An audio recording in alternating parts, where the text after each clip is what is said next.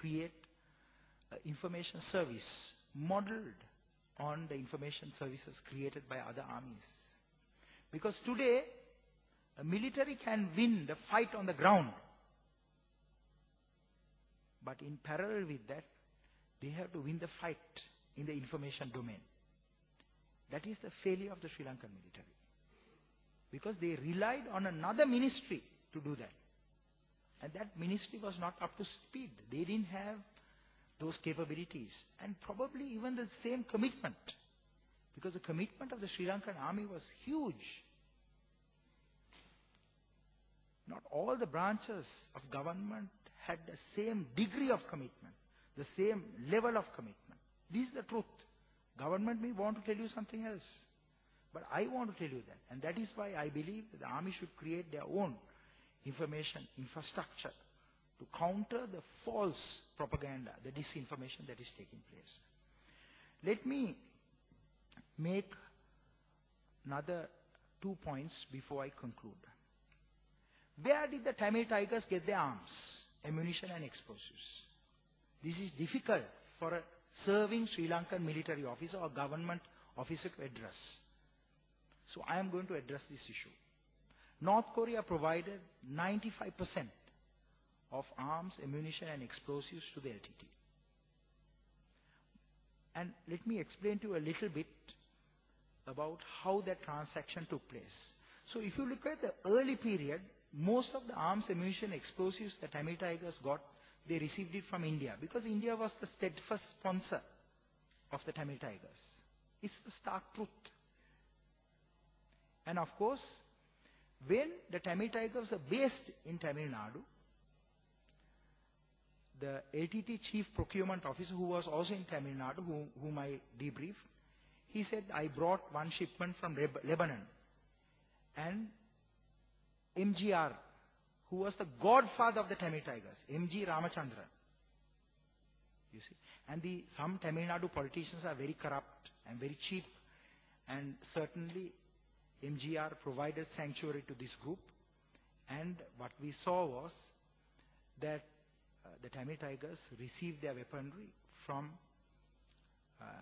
the Middle East.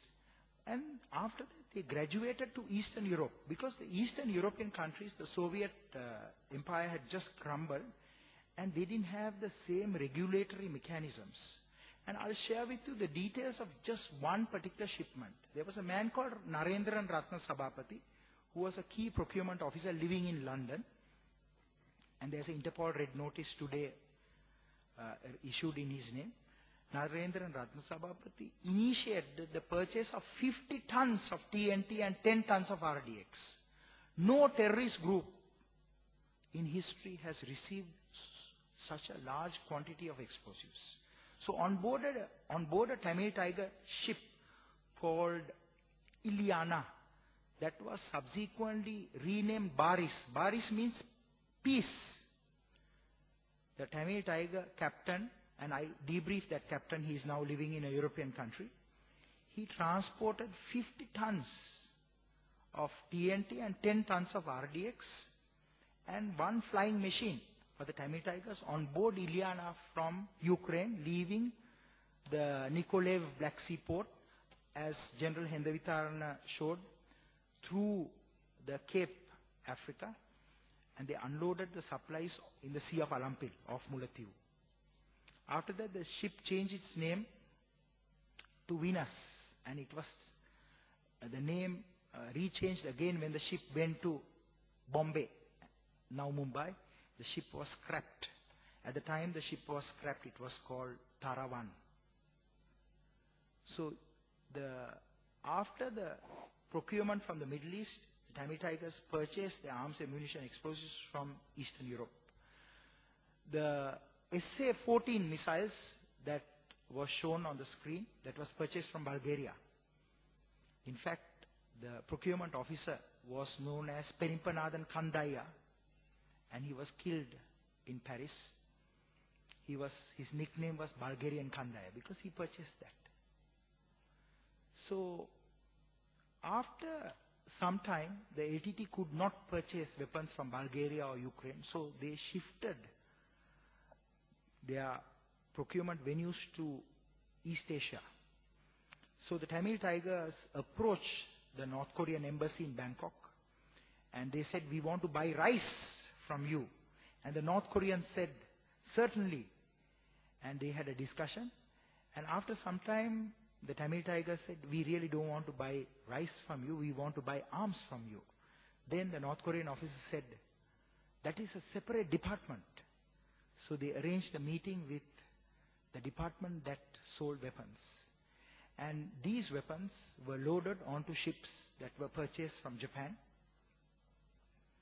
And ships would come to North Korea and they would travel to the equator.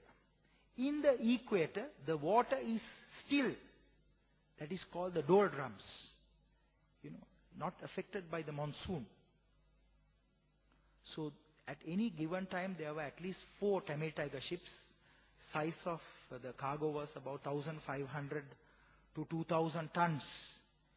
And there were merchant tankers that would transport the weapons from the equator to a point quite close to Sri Lanka. And from there, trawlers, the LTT will have their trawlers going and will bring those supplies.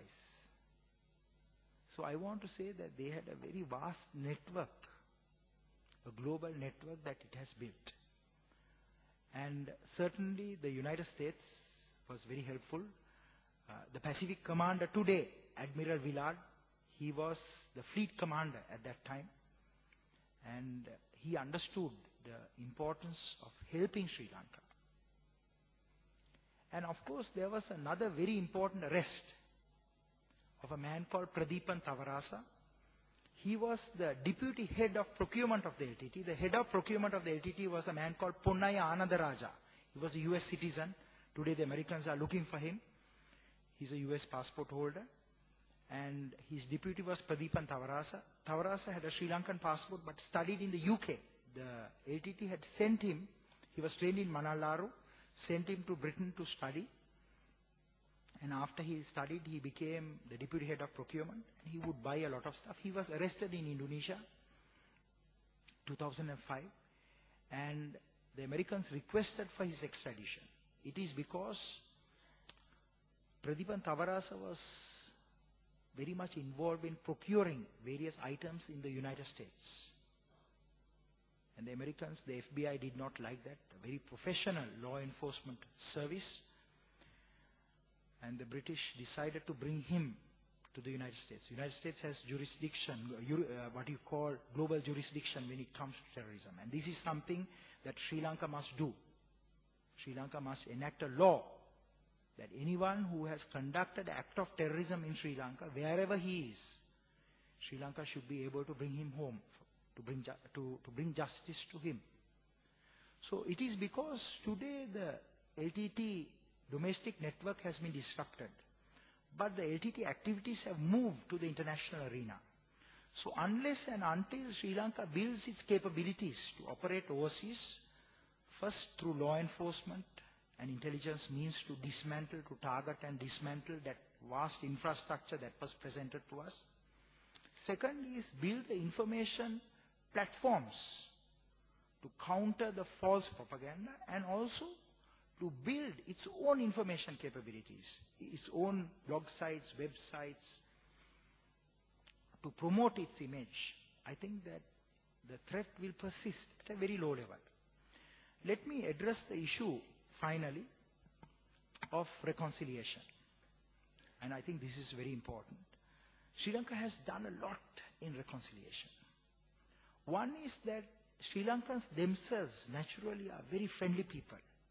And I will share with you, on Christmas Day 2009, I decided to celebrate Christmas with the LTT members in a detention center.